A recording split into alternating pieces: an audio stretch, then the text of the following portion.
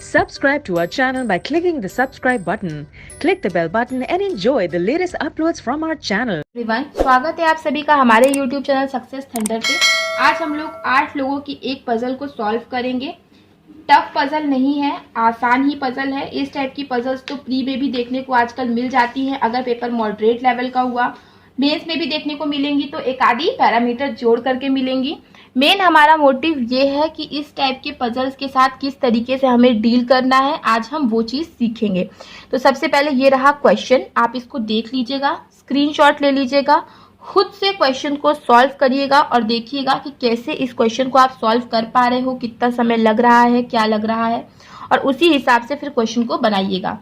तो I hope कि अब तक आप लोगों ने हिंदी के पार्ट का स्क्रीनशॉट ले लिया होगा। अब इसके ऊपर है इंग्लिश का पार्ट, ये भी देख लीजिएगा, इसका भी स्क्रीनशॉट ले लीजिएगा और फिर क्वेश्चन को खुद से सॉल्व करिए।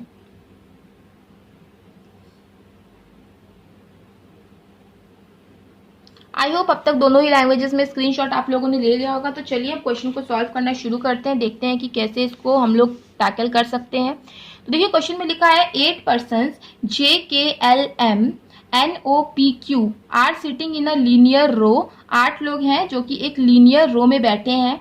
सम of them facing towards the north and some of them facing towards the south. कुछ लोग नॉर्थ फेस कर रहे हैं, कुछ लोग साउथ फेस कर रहे हैं, but not necessary in the same order, जरूरी नहीं कि इसी क्रम में हो। Not more than 2 consecutive person face same direction.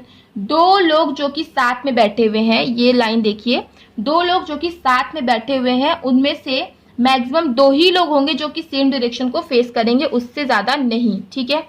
And sit second to the right of J. J के सेकेंड राइट पे कौन बैठेगा? एन बैठेगा। Q sit second to the left of N. N के सेकेंड लेफ्ट पे कौन बैठेगा? Q बैठेगा। देखिए यहाँ पे हमें किसी का डायरेक्शन पता नहीं है, ठीक है। 2 person sits between Q and P. Q और पी के बीच में कितने लोग बैठेंगे? 2 लोग बैठेंगे। More than 3 person sits between L and O. L और ओ के बीच में मोर देन 3 पर्सन बैठेंगे। Person sit at extreme end face opposite to each other, ठीक है। एंड वाले जो है वो दोनों क्या करेंगे? ऑपोजिट एक दूसरे के फेस करेंगे। M sit second to the right of P. P के सेकेंड राइट पे कौन बैठेगा? एम बैठेगा। N is not immediate neighbour of M. N जो है वो एम का नेबर नहीं है, ठीक है, इस चीज का आपको याद रखना है। N is not immediate neighbour of M. M who sits third from one of the extreme ends of the row। M जो कि थर्ड बैठ रहा है किसी न किसी एंड से, ठीक है। M जो है वो थर्ड बैठेगा किसी न किसी एंड से। O is not immediate neighbor of N। O जो है वो N का नेबर नहीं है और M का भी नहीं है, ठीक है। O is not immediate neighbor of N and M। O face south direction, एक इंफॉर्मेशन मिल गई कि O जो है वो साउथ डायरेक्शन को फेस करता है। J sits immediate right of M। M के इमीडिएट राइट पे कौन बैठेगा? J बैठेगा। L face opposite to Q, ठीक है। L जो है वो ऑपोजिट टू Q बैठेगा। L sits opposite to, L face opposite to Q। L जो है वो Q के ऑपोजिट फेस करता है। तो यहाँ से क्वेश्चन खत्म होता है, हमने सब लिख लिया। अब हम क्वेश्चन को बनाना शुरू करेंगे। तो देखिए हमें किसी का डायरेक्शन नहीं पता है तो हम रैंडमली क्रिएट करेंगे डायरेक्शंस को। जैसे कि J है, सबसे पहले J को एक बार साउथ नॉर्थ फेसिंग मान लो और एक बार साउथ फेसिंग मान लो। J के सेकेंड राइट पे N, मतलब 1 2, यहाँ पे N आ जाएगा, ठीक है। और इस केस में J के सेकेंड राइट पे N कहाँ पे आ जाएगा?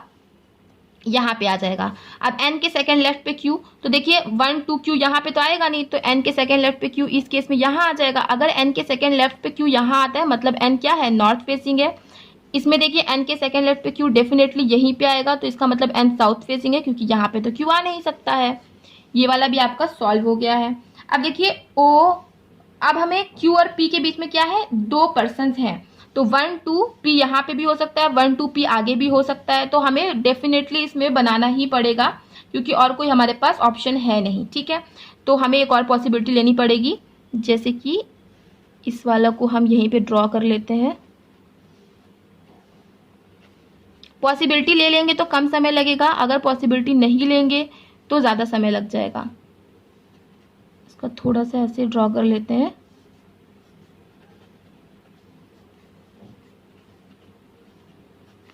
ठीक है, तो क्या बोला, Q और P के बीच में 2 है, तो 1 2 एक बार P यहाँ पे दे दीजिए, 1 2 एक बार P यहाँ पे दे दीजिए।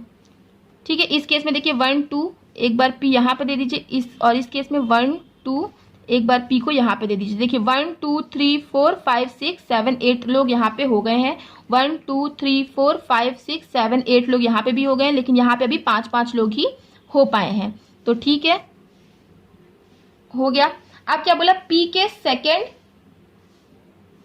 राइट पे कौन आएगा?